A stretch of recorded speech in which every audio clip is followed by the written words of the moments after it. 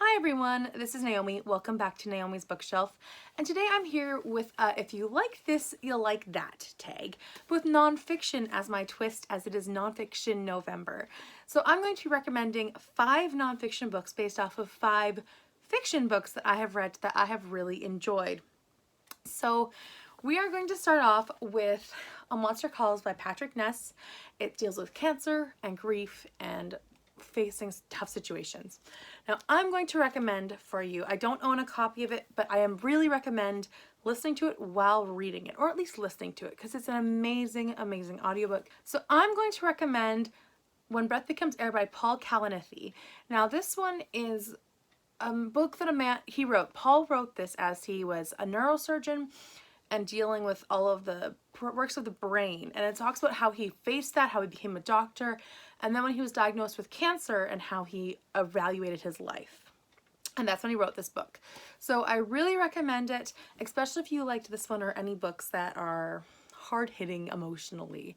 When Breath Becomes Air is a really fantastic but wonderful book and very sad in some parts, and it had me crying at the audiobook. So I definitely recommend the audiobook. You can read it as well, but the audiobook was amazing. The next book I'm going to recommend is related to The Book Thief by Markus Zusak. So this is a World War II book about Germany and the different people that were there, along with a family and Jews, and all told through the perspective of death. Now for this one, I'm going to recommend a very I haven't heard anyone talk about this book. I literally found it because I was looking for a book that was related, that was written in my birth year or published in my birth year, which is 1992. So it is In My Hands by Irene Opdyke. And this is such a crazy book. Now, I'm mentioning this one because no one has ever heard of it. But basically this woman, it talks about when she was 16 and she was a nurse for Poland. A nurse in Poland, and then when Poland was surrendered, all of the things that happened from there, from her traveling with the army to her being captured to her being a prisoner of war in a sense and being forced to work in the hospitals, and then eventually helping Jews survive the war. So it's very powerful, crazy good, and it's all her life. And you just look back and you're like, how did you do that all by the time you were 20? Or 23, or however old she was when she finished the whole thing, because her life was so full of crazy, amazing moments. I don't want to give too much away about what she did with her life, but she helped, I would even say, hundreds of Jews based on what she did. So I would pick up In My Hands. It's probably hard to find, but if you can find a copy of it, please give it a read. It was so amazing. It's not that long, and it is up there, in my opinion, of World War II nonfiction books to read. The next one is one that is related to Little House on the Prairie, or Little House on the Prairie series, as I am still collecting my own physical copies of them. So this one is Little Town on the Prairie, but it's the series. Now, if you are looking for something related to this that's nonfiction, try Prairie Fires by Carolyn Fraser. Now, here's a little disclaimer first. Go in with your eyes wide open, because any rose-colored glasses you have are going to be smashed. It basically recounts Laura Ingalls' life from the time that she, like even before she was born, from her grandparents to her father and her mother to her family, like her sisters, and then her marriage and her child Rose, and it just recounts everything, and it does not shy away from the details. It's very unbiased, which I thought was amazingly done considering it's a tough topic. And as one of the quotes from the book says, rich people can document their lives. Poor people don't carry around records of house sales and deeds and journal entries when they're crossing in a little wagon and they can't do it. So I would pick it up if you are really interested in the real true story behind Little House on the Prairie, as this is not the true story. It is based in true, but not true.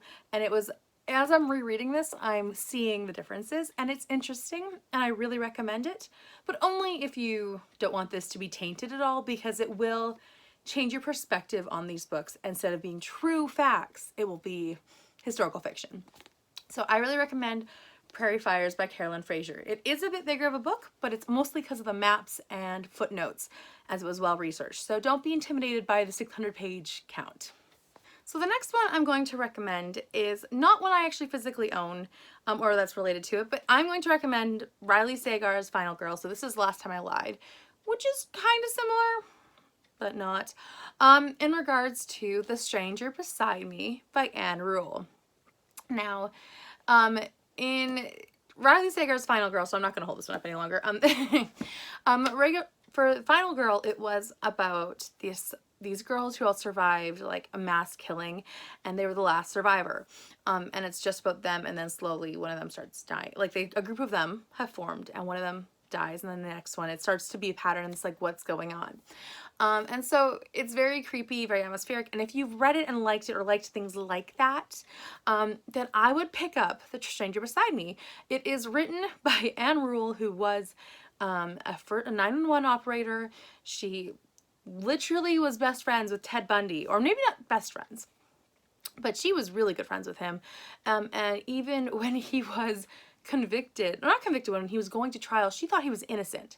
So it's about her book of writing about Ted Bundy and his crimes while being his friend and not being aware of what he had done. And she wrote for like newspapers and stuff as well, but crazy book. If you haven't read it, you should. But be warned, it's a little scary, especially to read at night, because Ted Bundy is a serial killer. So enough said. So then the last book that I'm going to recommend is one that is actually based on, so in some ways like Prairie Fires is based on Little House on the Prairie, but this is a direct remaking of The Princess Bride, at least the making of the movie The Princess Bride. So this is The Princess Bride by William Goldman, and it is, the book I'm recommending is As You Wish by Cary Elwes. I looked that up, it is correct. But Cary Elwes wrote about his experience being the man in black, and it's a great audiobook. You should totally listen to it instead of just reading it. And it just documents how he was cast, how everyone was cast, and the audiobook also contains voice clips from other people like Robin Wright, and the directors, and I think there were a couple more like actors who actually voiced parts in it. Mandy Pinkinson, I think, was in it as well. And they're all just like talking about their experience working on the set, the stage, like the fight scenes, the rolling down the hills, and all of those crazy moments, and like the rock cliffs, and even just things like how Fezzik was actually Andre the Giant, and how he actually was crazy warm all the time. Things like that. It's very interesting and very funny and very quick to read, or very quick to listen to. And I really recommend you listen to it, but if not, read it, because it's a really great book. Great storyline. Please tell me down below what you have read of these books, if you've read any of the fiction or the nonfiction, and if you'll pick up the opposite. So if you've read a nonfiction book, will you pick up the fiction, or will you pick up the nonfiction? I would be really interested to hear what your thoughts are on this, along with any other great nonfiction recommendations, as it is Nonfiction November, and I love just shouting the rooftop of nonfiction, because I do love nonfiction. So thank you for watching. Please subscribe if you haven't and you'd like to do so, and I will talk to you next time. Have a great reading day. Bye.